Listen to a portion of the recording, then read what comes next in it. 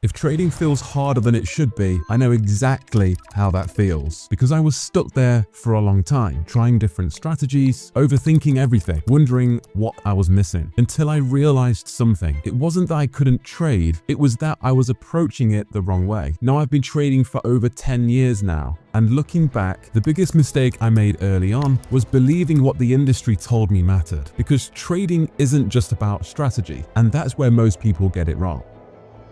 First, I know exactly how you feel, because I was in the same position. Maybe you've just finished school and you don't know what to do next. Or maybe you're stuck in a job you hate, waking up every single day. That was me. When I first found trading, I was running a small business, 15-hour days, no time to live, too stressed out to grow. I saw trading as a way out. I thought this could be the one thing that could actually change my life. Because honestly, I hated working a shift. The meetings, the mundane tasks, the long hours and low pay, and I had zero motivation to do the tasks I didn't care about. But trading, this was different.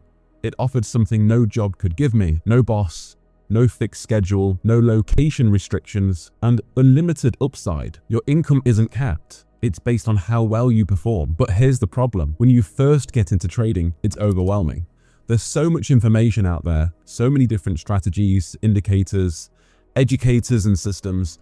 It feels like you're trying to learn something insanely complex. And at first it looks easy. It looks like easy money. That's what pulls most people in. And I thought the same thing until I actually started trading. And then reality hits. There's a saying that this is the hardest easy money you'll ever make. And you've probably asked yourself, why is this so difficult? Most beginners think the problem is simple. They think, I just need the right strategy. And I went down that road for a long time.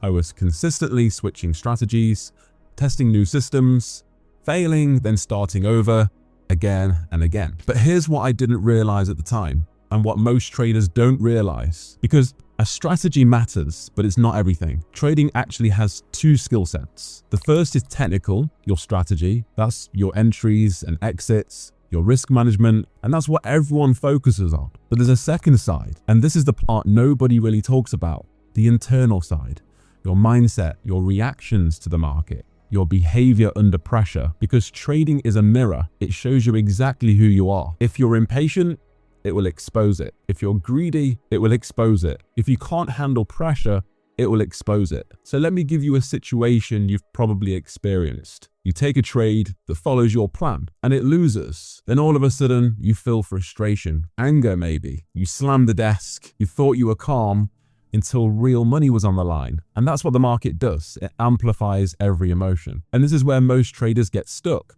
because the real problem isn't the strategy. It's that they don't want to change. They don't want to face who they actually are, but trading forces it. This isn't just a journey of learning markets, it's a journey of self-development. And over time, trading will change you. Now let's talk about what this process actually looks like, because every trader goes through stages. And there are no shortcuts. Phase 1 is trial and error. This is where everyone starts, where you test everything, different strategies, different styles, different approaches. And some things work, most don't. And this phase takes time, often years. Trading is personal. So a strategy that works for someone else might not work for you. For example, if someone is a fast scalper, but you can't focus on a task for more than 10 minutes, that style will never suit you, even if it's profitable. So your job in this phase is simple. Figure out what fits you and what makes sense to you and what you actually enjoy trading. Think of it like an eye test. You're trying different lenses. Some are blurry, some feel close.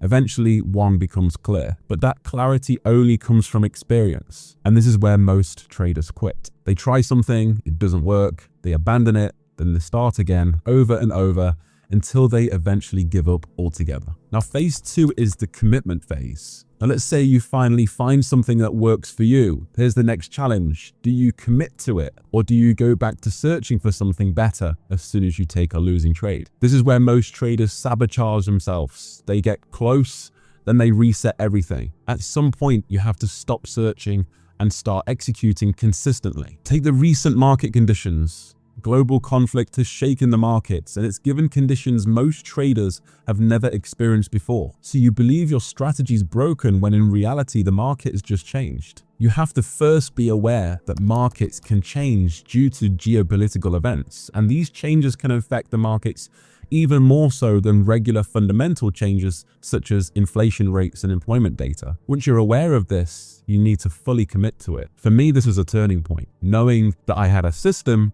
and it worked, but that market conditions can change and I need to evolve with the markets. Then one day at work, something clicked and I realized I'm now in my 30s. If I stay working this job and running this business for long enough, then this becomes my life. I didn't want that for me. I didn't want that for my children, for my family. So I made the decision to go all in on trading, but I didn't do it blindly. I was prepared. I had money saved up.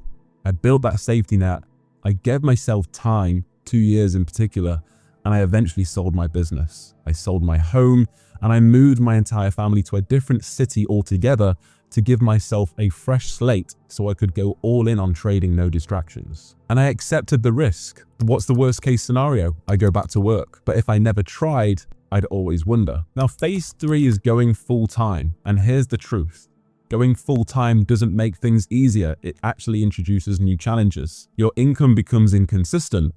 Some months you'll win big and some months you won't win at all. There's pressure, doubt, and there's uncertainty. So you have to shift from an employee mindset to an entrepreneur mindset. And if you can't handle inconsistency, trading might not be for you. But if you can, this is where real growth happens. The final shift, eventually, something changes. You stop chasing money and you start focusing only on process. And ironically, that's when everything improves. Because now you're not forcing trades. You're not emotional about outcomes.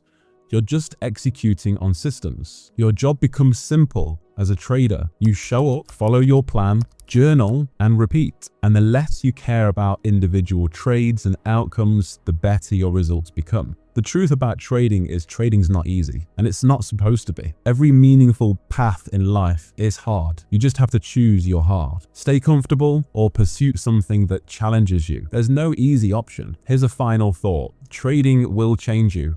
It will force you to think differently, act differently, grow. And if you stick with it long enough, it can completely transform your life, but only if you're willing to go through the entire process. If you found this video helpful, make sure that you like and subscribe to the channel. And if you want to learn my exact framework that I use to go from inconsistent to profitable, I'll leave that linked below.